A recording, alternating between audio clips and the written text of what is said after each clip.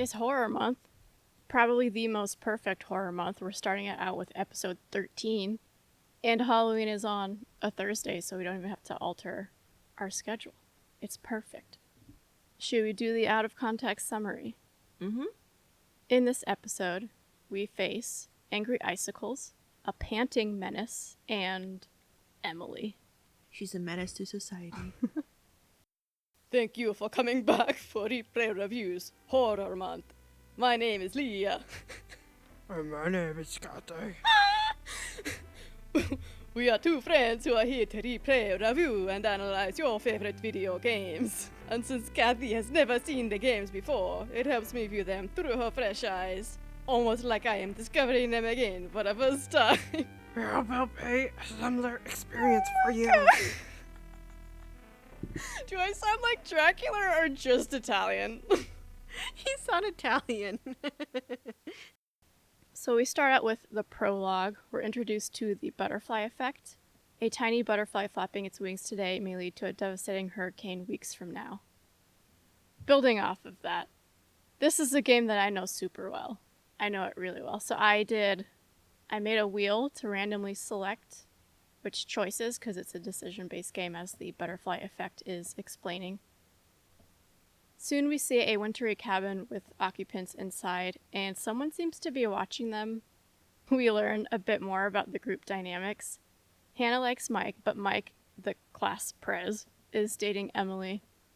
Jessica is somehow going to mess with Hannah because of this, and Sam is not on board, and she goes off looking for Hannah. I hate this mean girl type of situation. Knowing where it's gonna go, if Hannah survives, I don't blame it if she decides to kill everyone here. It gets out of hand. So we see the majority of the gang hiding in a bedroom, and Hannah walks in where Mike is waiting for her. But then we cut back to the kitchen where Beth sees the creepy person outside. We quickly learn through dialogue that Beth is not only the sister of Hannah, but they have a brother, Josh, who's passed out in the kitchen. And this appears to be their parents' property. I'm wondering if Josh is passed out because he got drunk or if he was drugged by someone.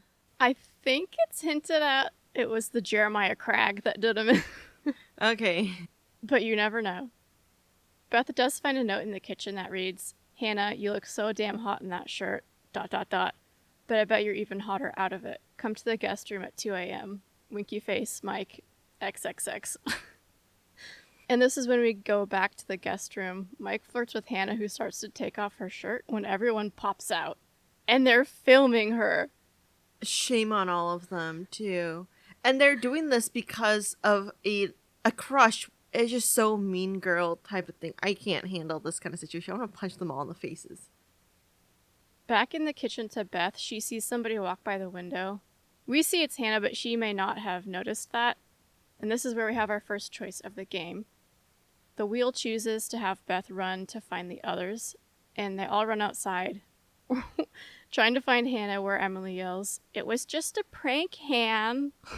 So, again, I want to throat punch Emily because none of them are feeling remorseful when they should be. And this isn't a prank. This is a complete, setup just to be a bullying kind of thing. And Hannah did nothing wrong. Beth runs after Hannah, and along the way she finds an odd object on the ground. And when investigated, it shows us a clip of Hannah and Beth falling onto rocks. And the words "Death Totem" pop up on the screen. I can't tell if it's a curse or if it's foreshadowing. I love playing this game. For the first time, I feel like this game is just so good. Because there's a lot that happens in the prologue that's just confusing, but interesting. Speaking of fire in the forest. I don't know, and it's not like it's not dry or anything. It's freaking winter for them, so. I remember the first time that I played it with my brother and our friends, we were like, are there dragons? What is going on? It's so confusing.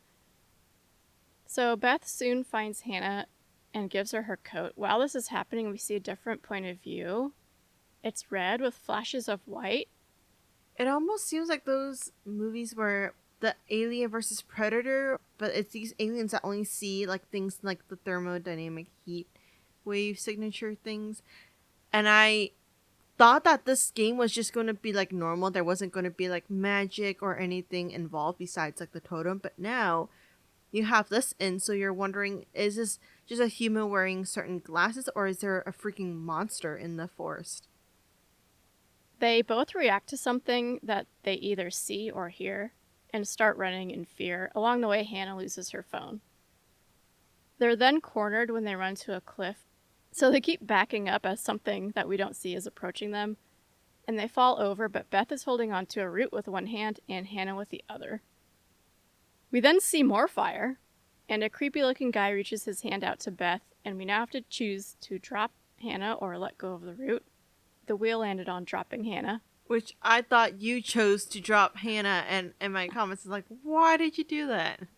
It's the wheel. She then, with her free hand that let go of Hannah, reaches up for the mysterious hand that's reaching out to her, and then the root gives way. Karma?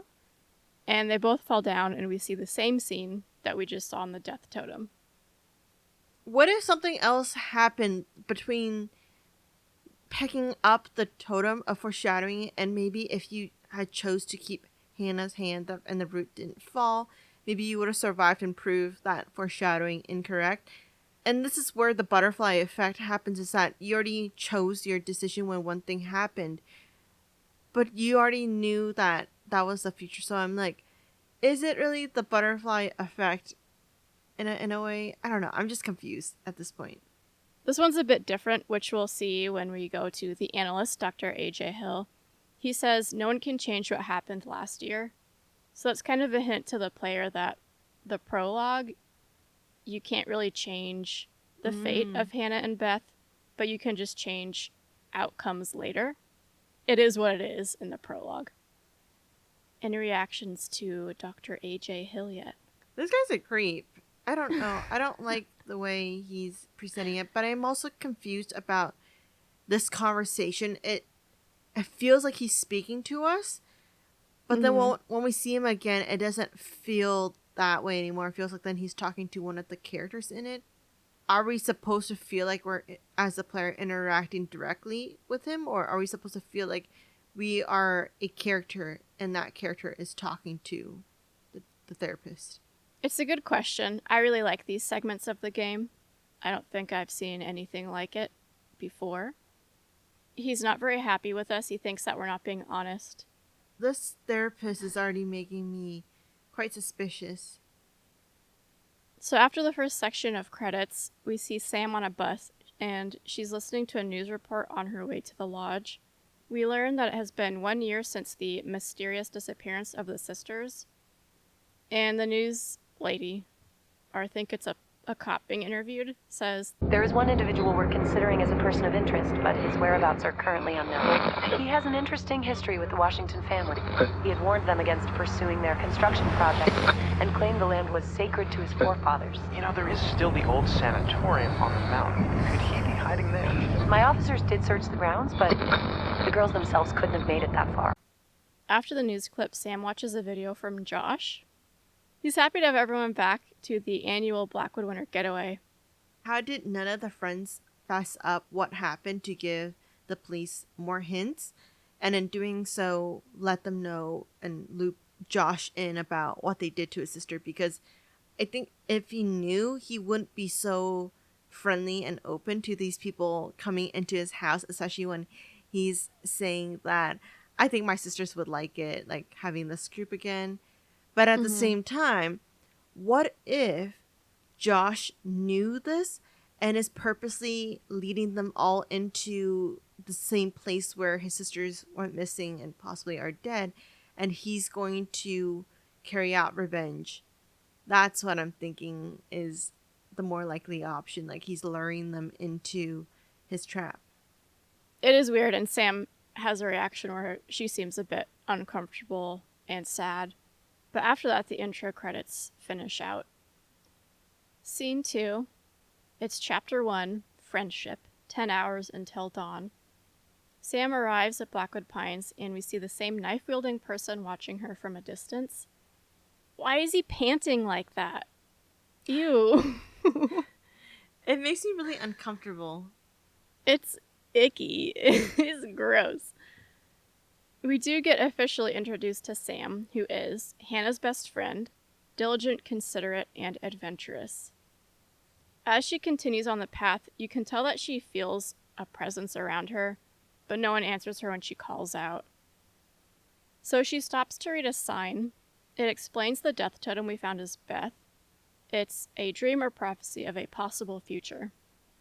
In addition to death totems, black, there are danger, red, loss, brown, guidance, yellow, and fortune, white. And then at the base of the sign, Sam finds a guidance totem showing a bird landing and flying away.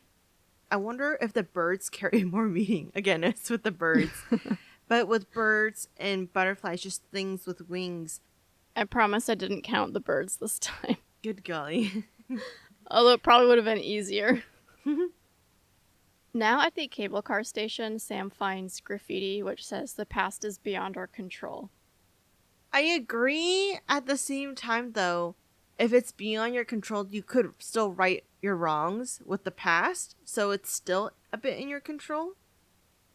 She also finds Chris's backpack and his phone is buzzing.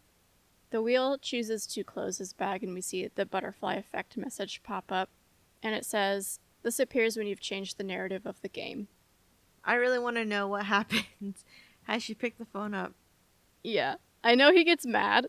I don't remember what the long-term effects of it are, but it's a good thing she didn't snoop because he walks up right behind her. And we learn that Chris has a crush on Ashley, is methodical, protective, and humorous. Was he there during the prank? I can't remember. So I'm pretty sure that he's the second guy passed out with Josh. Oh, okay. So I don't think he's technically involved. Chris shows Sam a wanted poster he found. It's for Victor Milgram from 1998, and he was wanted for arson and death threats. Spooky. Spooky. And I'm thinking he may be that person of interest that the news talked about. Mhm. But the arson part to it is like, that's red. And then that vision that we saw with just the death totem, it kind of looked like it was just like in flames. Like there was fire going on. This guy likes arson. I don't know. Yep. There's random poofs of fire in the forest. Mhm. Moving on, Sam is confused when the cable car station door is locked. And Chris says that Josh wanted them to keep it locked because they've found people sleeping in there before. In the cable car station as Chris, we find a Blackwood Pines Hotel and Sanatorium poster. Maybe if Beth and Hannah were still alive, they would be there. Also, I'm just realizing how messed up it is that they built the sanatorium up here to, like, just shove all the mentally ill people onto a mountain Yeah. away from everybody else. But then also, why a hotel? That seems weird. For family and friends to come visit and stay there. I hope so. I hope they visit. We also find a small TV showing what looks like a bathtub or hot tub, but then it quickly flips to a different camera showing the outside of the cable car station. We now meet Jess at the upper station. She's Mike's new girlfriend, confident, trusting, and irreverent. She connects with Sam and Chris, who swipes a letter out of her hand. And I think it's my favorite line in the whole game, is just the noise that Chris makes. Wait, do you have it I have queued it, up? I have Okay. it queued up.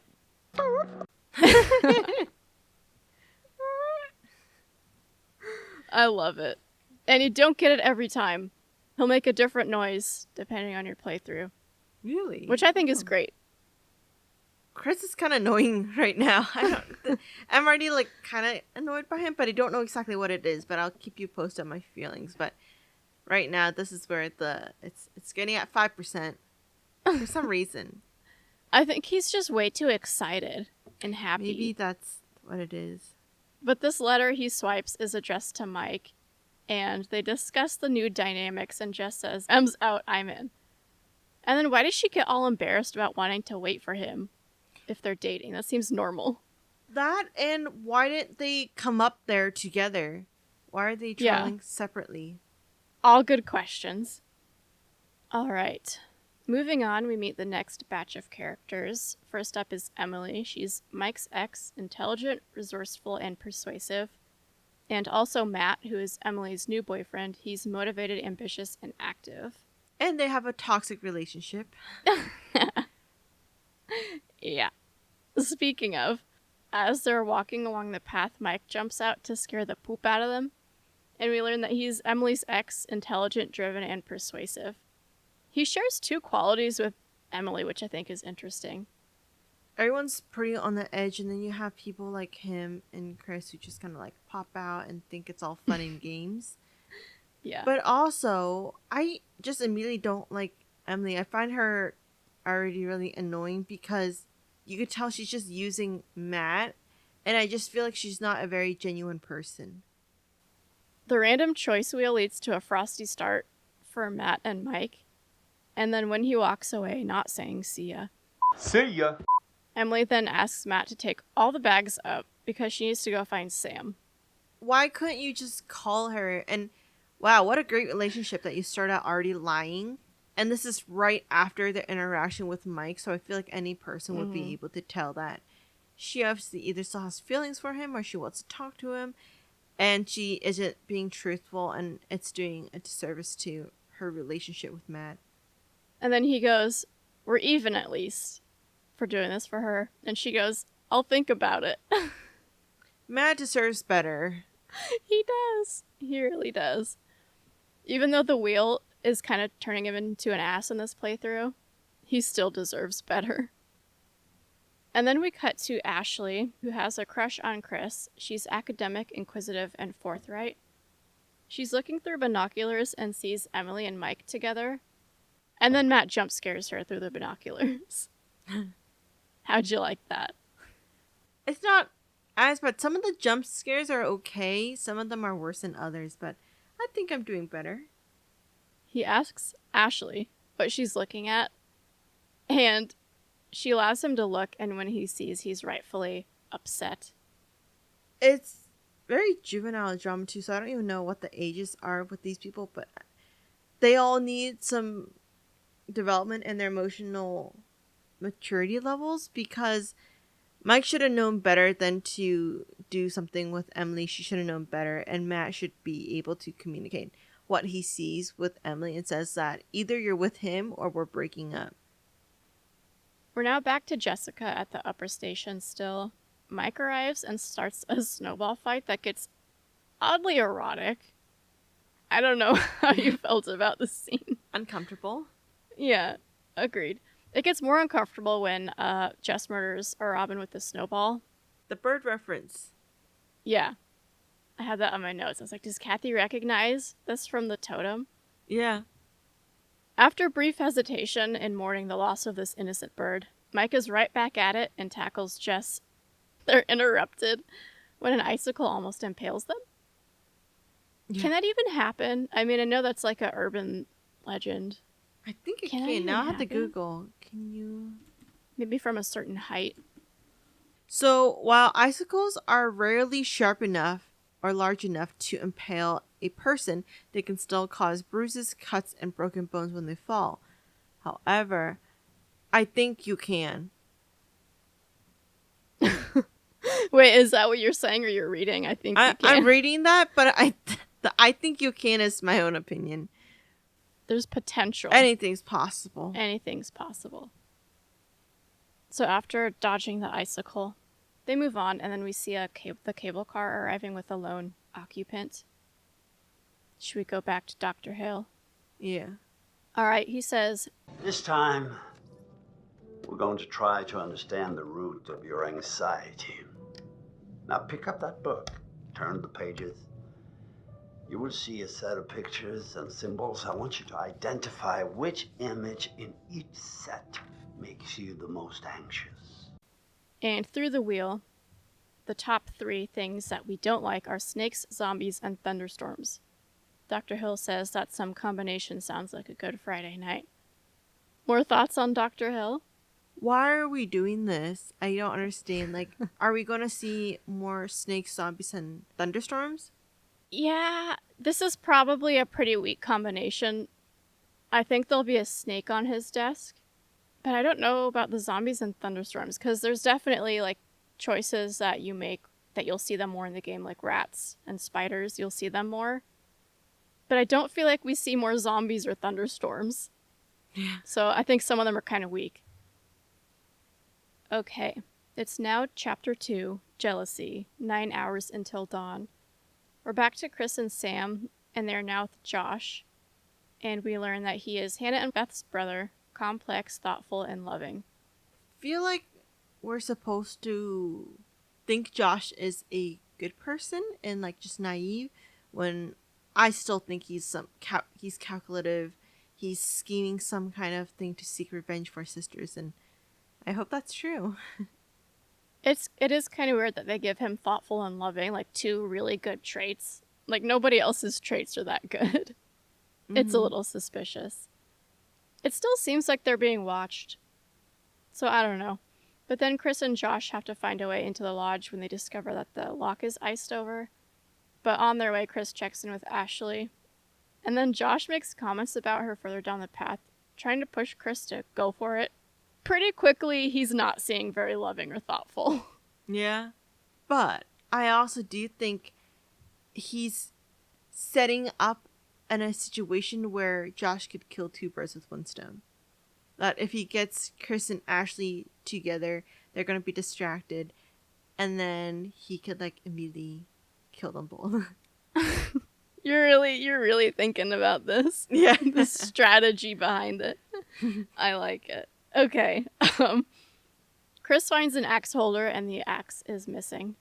Is the axe with their friend group, or is it with the person that's like creeping up on them? We don't know. Yeah. It's a mystery. And then Chris makes it into the storage / garage basement area through a window, and a light bulb explodes. I think that just might be the sudden like the heat inside and then the cold temperatures outside and glass breaking. Makes sense. Josh tosses a lighter to Chris, and he has an idea to use it with a can of deodorant as a makeshift flamethrower to melt the lock. But the fact that Josh quickly then goes like, oh, I have something I need to attend to, makes it very suspicious that you're already there. Why wouldn't you go inside with Chris as well? Like, you know where the deodorant is. Why are you making him try to find it by himself? And what else do you have to do if you can't get into the lodge? And then I like when he asks Chris if he wants to go night hunting. And Chris's response is, Nope, but I'll do it. That's a friend. what a good friend. So in this area, Chris finds a lost totem which shows Emily being burnt, and a newspaper scrap from 1997 that says ex-janitor convicted for arson, Victor Milgram. And then a door seemingly closes on its own. And he finds a prom night photo, it says senior prom in 2013. So to answer your question, I think that they're like 18 or 19. Mm-hmm. He also finds a best horror film trophy for Bob Washington. So Bob is probably the dad then, right? Mm-hmm. Okay. He finds the deodorant but is jump scared by a Wolverine. How did the Wolverine get in there? Yeah, that's what I want to know. Why is it in there? I mean, we saw an open window, but how does it then open the cabinet? So with the lock freed, everyone filters into the lodge, and Matt confronts Mike. It gets heated. It gets physical. Why does he grab Mike's face like that? I feel like they just both don't know how to be in an actual fight, and so they're just like, you know, those memes of 2 girls just like slapping their hands back and forth at each other, holding their arms out, trying to avoid their faces. I have never seen this scene play out like this before. Any other time that I've seen it, Matt's not nearly as aggressive, and usually it's Emily and Jess that end up fighting. Oh. And I think it's a really fun scene, so I'm gonna show it to you. Okay. Here we go. Oh my god, that is so gross. Are you trying to swallow his face whole?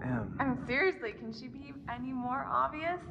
No one wants in on your territory, honey. Excuse me? Did you say something? Oh, did you not hear me? Was your sluttiness too loud? Sounds like someone's bitter she didn't make the cut. Yeah, it's all a big cattle call with that dreamboat. Congrats, you're top cow. Cut's real deep calling Miss Homecoming a cow. Come on. No, shut up, Matt. Stay out of it, you dumb oaf. Hey, watch it. Oh, you're the only one who can put him down? No one else can play with your toys? You're such a bitch. Whatever. I don't give a crap what you think. At least I can think. 4.0, bitch. On a roll. Suck on that when you're trying to sleep your way into a job. Who needs grades when you've got all the natural advantages you can handle? Oh, please. You couldn't buy a moldy loaf of bread with your skanky ass. Are you serious? Do you think that's insulting? That bitch is on crack or something. Jessica, you need to shut your mouth, okay? No. You're the one who needs to keep your nose out of other people's business. I'm about to get right up in your business, you bitch. Are we about to get real? Because I am down to get real. Stop it! I love that scene so much. Me too. I kind of want there to be more to it and just slap each other because Emily is so... She needs a rude awakening, and I hope that like people like that, and that's the thing is I actually know people like that, and I cannot wait for the day where karma gets them back, where they find someone who's meaner than them and they realize that they can't always have it their way. So I want those two to just get slapped down. It's so good because they're so opposite. It's like somehow they're evenly matched, you know? And Mike is just watching his ex and his current girlfriend just have at it. Okay, anyway, in this playthrough, Josh breaks up the fight and suggests that Mike and Jess go check out the guest cabin. And then Emily says one of her bags is missing, and she and Matt go to look for it at the station. Emily makes a massive deal out of like not having the bag and where she got it from. Who does she think she is? If you really needed it, like carry it yourself. I know. They did such a good job just making her so bitchy. And then Sam's just gonna go take a bath, which seems weird. Why is that the first thing you want to do when you go into unknown location? Like you don't even check out to see what kind of changes there are. You have like no awareness, spatial awareness. They haven't even turned the lights on yet. Right? Anything else in scene 5? So we're with Mike and Jess now. They start walking to the guest cabin. I think if they are going to die, it's probably because their mind's in the gutter and they have no spatial awareness that there could be a murder in front of them and they wouldn't realize that because they're too busy making dirty jokes. They're never ending. But along the way, Mike finds a danger totem. It appears to show Ashley getting punched in the face by like a clown-looking thing. I don't like those clowns. I don't either. They have to turn on the generator to light up the path. And in the generator shed, we get jump scared by a man in the window, who Mike does not seem to notice. Lack of spatial awareness. I'm saying a murder could be in front of you and they wouldn't even know it. Further along the path, they find police tape, and they say it must be from Hannah and Beth. And at this point, then Jess is talking to Mike, saying that at least she has awareness. It might have been their fault. She doesn't really think it is. Like, it's not really their fault. But from the player, like, if they're being bullies, they're not going to admit they're wrong. And the fact that they haven't said anything just goes to show that they do realize subconsciously something they did was not okay. Mm-hmm. And count their days. She seems more regretful, but Mike says that what happened as a result isn't their fault. But nothing you did was right, though. Like, there's nothing okay about it. Okay, so soon they hear a weird, like, screech. They're spooked, but they keep going. My other theory is that it's either Josh or it's that creepy person, which we need to give him a name at this point. The stalker dude. I'm thinking that they're playing some kind of music to freak them out, to lure them into, I don't know, some kind of trap and then kill them. Their path is blocked, so they have to go another way. And they find a mine entrance in which Jess falls down into. Mike decides to jump down after her, and this is when we see that they're still being followed by this guy. And how is he not caught? Like, how is he that quiet? In the mine, Mike finds a fortune totem showing a half-naked Jess sitting up, a cigar stub which he says it's recent, a mystical symbol, and a map of mine danger areas. Well, they push that mine cart. What do you call those things? Yeah, like mine cart. Yeah, the mine cart, and then it kind of comes back. So it's either like on a hill or there's someone on the other end that pushed it back. Once again, outside the mines, Jess finds a telescope and looks through it and says that she saw someone at the cabin. So then Mike looks through it, and did he seriously not see that thing? I mean, Mike has the spatial awareness of a toddler. But did you have reactions to what that thing, like what is that? I don't know. I'm like still trying to figure things out right now. Yeah. This game really like does its best to confuse you, which I like. And then I feel like it wants to try to convince us that what we just saw is a bear, based on the sign that Mike reads. But they come across another blockage in the path, which results in Jess climbing over a downed tree and then disappearing as she screams. Who got her? Is it that creeper? I don't know.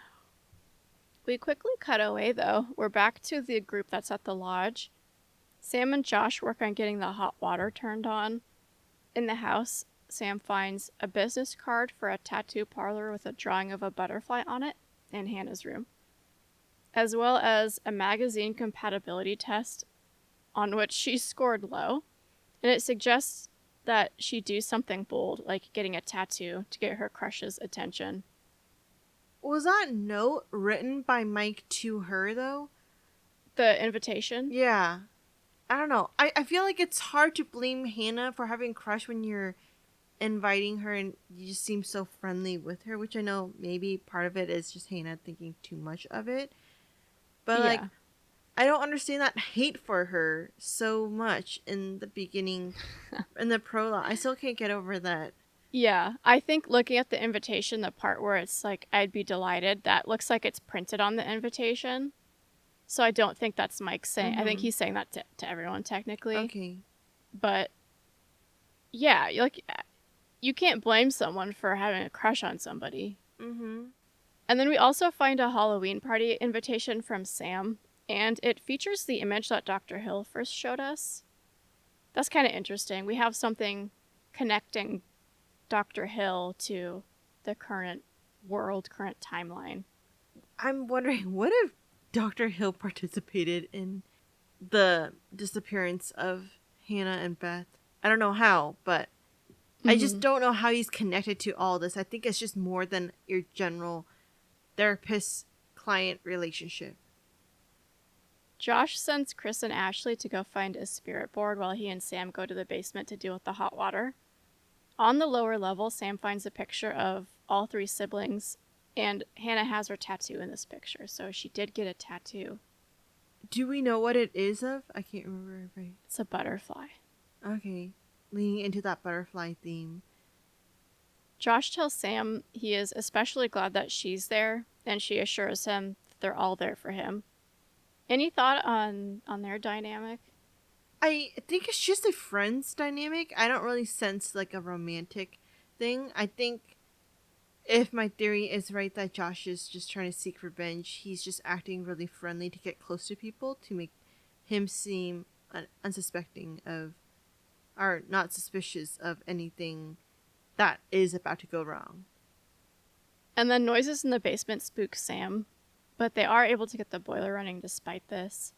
However, more noises lead them to go investigate, and this is when a figure jumps out at them and starts chasing them. Thoughts on this? I think it's just, if it was the serial killer or that weird stalker person, I think it's way too soon to make its appearance. So I'm like, what is going on? And it ends up being Chris just freaking them out. And I will say, like, people like Chris who act like that annoy the heck out of me. I know. And then he has the audacity to say, "You just got munked." Chris reveals the spirit board that he finally found. And of course he has to go, Can we keep your version? And then what does Sam do? She goes back up to take a bath. I don't understand why this bath is so high on the priority list. I don't either. We are back to Dr. Hill. I would like to understand your feeling toward people who fear failure and worry about what others think of them.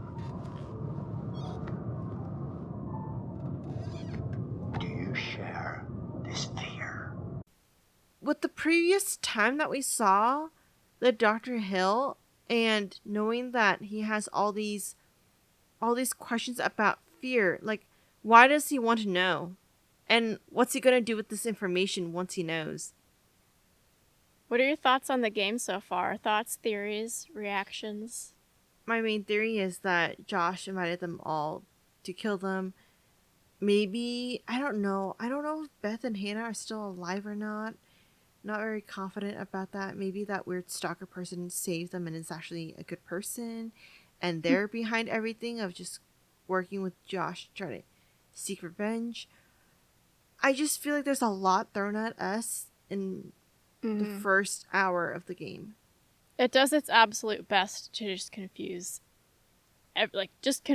you as much as it can, which is enjoyable. It definitely gets you interested in what's going to happen next. Yeah. How scary are you finding it? Not too bad compared to Outlast. I think it's because there isn't much gore right now. It's not too bad. I was worried about the jump scares because there's a lot of them. The jump scares weren't as bad. I think you starting me off with Outlast was a good idea. Threw you right into the fire. Yeah, that one was, those 1.5, 2 were all enough to make my stomach churn, but it's not too bad. I think with your advanced warning of jump scare, I'm able to handle it. We'll see if that continues Oh, gosh. or not as the game heats up. All right, well, I'm excited for Horror Month. We'll see if my theories are right or completely wrong. Yes, we will. Perfect. I'll count us off. Audacity on 1, 3, 2, 1. Thank you for listening, and don't forget to send in any questions, comments, or game suggestions. You can find all our contact info on our website, replayreviewspod.com, or contact us directly through our site. Did we completely miss something? Are we way off the mark? Or you just want us to take a deeper look at anything from the game? We'll tackle any topics you all want to hear in our season wrap-up episode. We also have a Reddit where we discuss anything we're curious about. Go take a look and let us know what you're thinking. Our theme music is Condemned by Eggy Toast. They'll play you out, and we'll be back next week.